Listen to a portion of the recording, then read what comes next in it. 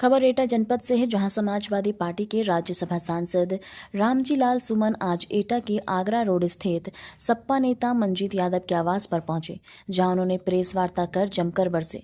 वहीं सपा सांसद रामजी लाल सुमन ने आगामी 9 जुलाई को एटा जिला के सपा पार्टी के कार्यकर्ताओं और पदाधिकारियों के संग दलित और पिछड़ों को न्याय दिलाने के लिए धरने का ऐलान किया है। उन्होंने कहा कि जिन जिन जगहों पर दलित और पिछड़ों के साथ अन्याय हो रहा है और प्रशासन सुनने को तैयार नहीं, इसके विरुद्ध वह धरने पर बैठेंगे। समाजवादी पार्टी के नेता रामजी लाल सुमन ने कहा कि पूर्व में भी एटा आए थे और एटा के प्रशासन को चेतावनी दी थी, लेकिन उन मामलों में अभी तक कोई कार्रवाई नहीं की है और प्रशासन ने संज्ञान नहीं लिया। इसलिए प्रशासन की इस घोर लापरवाही को देखते हुए उन्होंने धरने पर बैठने का ऐलान कर दिया है। ये जनतंत्र है। जनतंत्र में कोई फैसला कोई व्यक्ति अकेले नहीं करता। मैं 19 तारीख को यहाँ आया था और मैंने उस समय भी ये कहा था कि हम अपने पार्टियों के साथियों के साथ, नेताओं के साथ मिलकर के कोई फैसला करेंगे। मैंने आग्रह किया था एटा जिला पार्टी से कि आज वो बैठक बुलाएं और बैठक में ही हम लोग फैसला करेंगे। सिरसा बदल में हम लोग गए थे 19 तारीख को और वहाँ जाने के बाद हम ये अपेक्षा करते थे कि प्रशासन हरकत में लाएगा और कार्रवाई होगी, लेकिन कोई कार्रवाई नहीं हुई। हमें मजबूर कर दिया गया धरना देने के लिए। तो आज एटा जनपद की पार्टी ने सर्वसम्मति से फैसला लिया है कि आगामी 9 जुलाई को एक विशाल धरना जिला मुख्यालय पर किया जाएगा।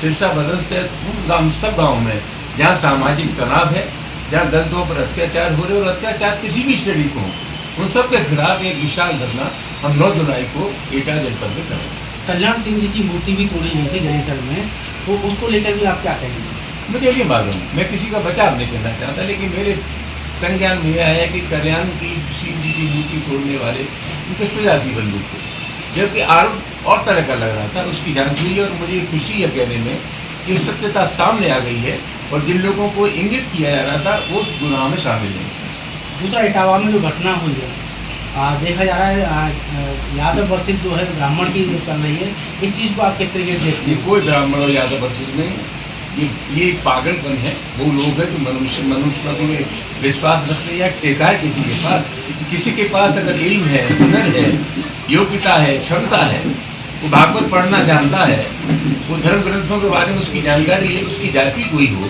तो क्या कोई आप उसके अधिकार से आप वंचित कर देंगे? किसी के बाप ने ठेका ले रखा है जाति के नाम पर कि ये कथा वाचन कर सकते हैं?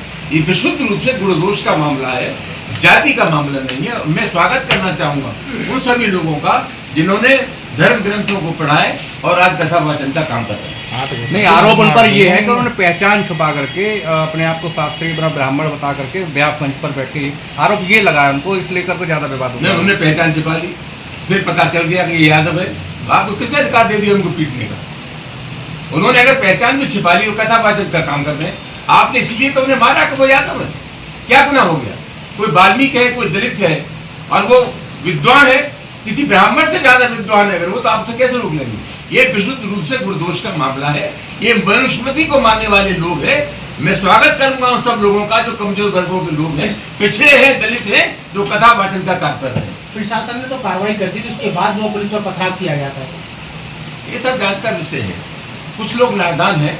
मैं समझता हूँ फैसला बहुत सोच समझ के करना चाहिए था। अनुशासन हर आंदोलन में जरूरी है।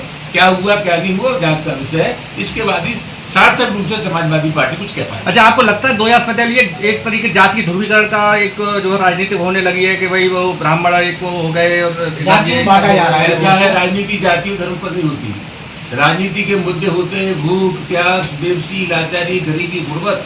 आज दुर्भाग्यपूर्ण स्थिति यही है कि राजनीति के जो मुद्दे हैं वो राजनीति से गायब है। उनका स्थान जाति और धर्म ने लिया। हम नहीं जानते कि लोग किस आधार पर वोट करेंगे, हम एक ही जानते हैं, हम गरीबों के साथ खड़े हैं, पिछड़ों के, दलितों के, शोषितों के साथ खड़े हैं। और जिन मुद्दों पर राजनीति होती है, समाजवादी पार्टी उन मुद्दों पर राजनीति कर रही है। हम जातिगत और धार्मिक आधार पर राजनीति करने के सख्त खिलाफ। अच्छा, जिस तरह राजनीति में शब्दों की जो मर्यादा जिस तरह लगातार रोज के रोज गिर रही है, आपको क्या, आप इसको कैसे देखते हैं? कि राजनीतिक सिस्टम की बात करिए, ये दल विशेष की बात नहीं, पूरी राजनीति का मिजाज बदल रहा है। और मैं समझता हूँ राजनीति में संयम और शिष्टाचार बहुत जरूरी है।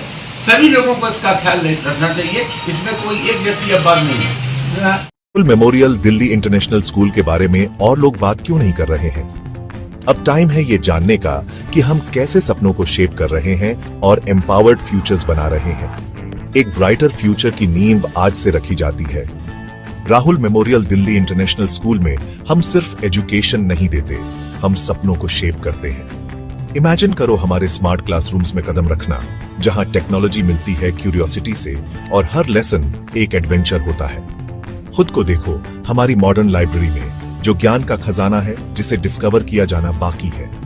हमारे प्लेग्राउंड सिर्फ खेलने के लिए नहीं है, वो ऐसे एरीनास हैं जहां टीम वर्क और रेजिलियंस बनते हैं। और हमारी क्रिएटिव एक्टिविटीज वो ऐसी जगहें हैं जहां इमेजिनेशन खुलकर दौड़ती है और हर स्टूडेंट को अपनी यूनिक स्पार्क मिलती है। हम मानते हैं कि हर बच्चा स्पेशल होता है। यहाँ आपको ग्रो करने, शाइन करने और ऊंची उड़ान भरने का प्लेटफॉर्म मिलता है। हमारे लिए एजुकेशन सिर्फ टेक्स्ट बुक्स और एग्जाम्स के बारे में नहीं है, ये एक एम्पावर्ड फ्यूचर बनाने के बारे में है। हम होलिस्टिक डेवलपमेंट पर फोकस करते हैं ताकि आप कॉन्फिडेंस और स्किल के साथ दुनिया का सामना करने के लिए तैयार हो।